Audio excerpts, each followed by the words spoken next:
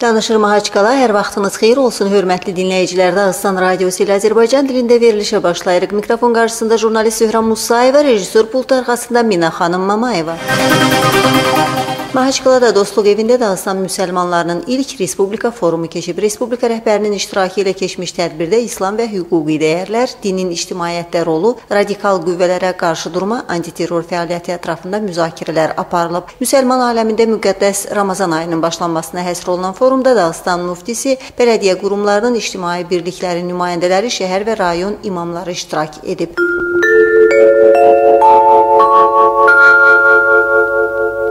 Respublika rəhbəri Ramazan Abdulətipov Dağıstana təşrif buyurmuş, Arlov vilayətinin qubernatoru Vadim Potomski ilə görüşüb. Əlverişli iki tərəfli əməkdaşlığın mühüm sahələrini açıqlayan Abdulətipov, Arlov vilayəti ilə müxtəlif istiqamətlərdə birgə layihələrin tətbiqi zəruriliyini də qeyd etdi. Görüşün yekunları üzrə Rusiya Federasiyasının subyekt rəhbərləri regionlar arasında iqtisadi ticarət, elmi texniki, sosial və mədəni əməkdaşlıq barədə razılıq da imzalamışlar.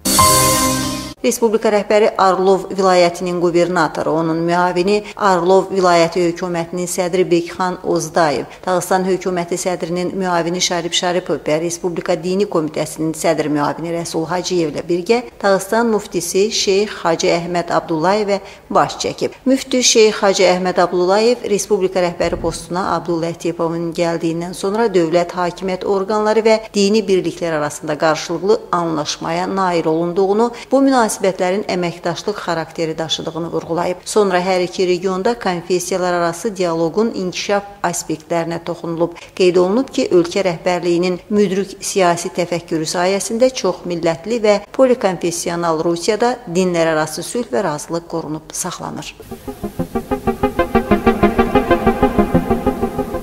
Respublikanın dövlət əmlakını İdarə Naziri İmran Hüseynovun plan çərçivəli müşavirədə səsləndirdiyi məlumatına əsasən yaxın müddətlərdə müvafiq nazirliyi reorqanizasiya gözləyir. Məmur bu əlaqədə hüquq məsələləri üzrə idarəyə nazirliyin qarşıya qoyulmuş məqsəd və vəzifələri tam həcmlərdə qısa müddətlərdə yerinə yetirməyə qadir optimal strukturunu formalaşdırmaq barədə tapşırıq verib. İmran Hüseynovun sözləri ilə reorqanizasiya ştat əməkdaşları sayının ixtisarı ilə bağlıdır. Attestasiyadan keçə bilməyən mütəxəssislər 2 ay ərzində razılıq əsasında çalışacaq ki, bu müddət gedişində onlar digər təşkilatlarda özlərinə iş tapa bilsinlər. Nazirin məlumatına görə yeni struktur 65-70 nəfərdən ibarət olacaq. Nazir müavinləri, şöbə və idarə rəisləri də reorqanizasiyaya məruz qalacaq. Yeni idarə edici vəzifələrə isə savadlı gənc mütəxəssislər cəlb ediləcək.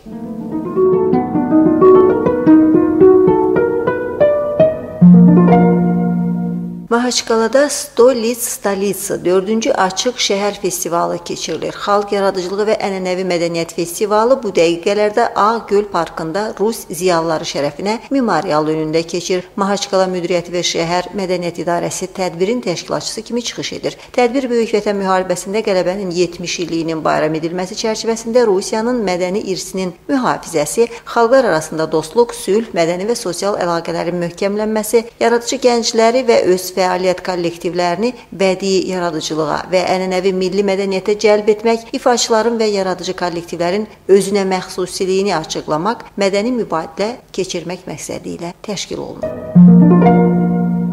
Cari ilin oktyabr ayında Mahaçqalada Etnopolis Milli Geyimlər Festivalı keçəcək. Dizayner, Respublika muzeylərinin əməkdaşları, pedaqoq və sahibkarlar Dostluq evində dəyirmi masa arxasına əyləşərək festivala hazırlıq işlərini nəzərdən keçirmiş, bu çərçivədə öz təklifləri ilə çıxış etmişlər. Festival Dostluq evinin Milli Geyim Laboratoriyasının təşəbbüsü ilə təşkil olunur. Burada başlıca məqsəd xalq ənənələrinin bərpası və qorunması, Rusiya xalqlarının əsl etnoqrafik milli geyim nümunələrinin aşkar edilməsi və popularizasiyasından ibarətdir. Festival çərçivəsində 3 nominasiyada baxış keçəcək. Etnoqrafik kostyum, səhnə kostyumu, müasir geyim. Festivalda iştirak üçün sifarişlər avqust ayının 31-nədək qəbul olunur.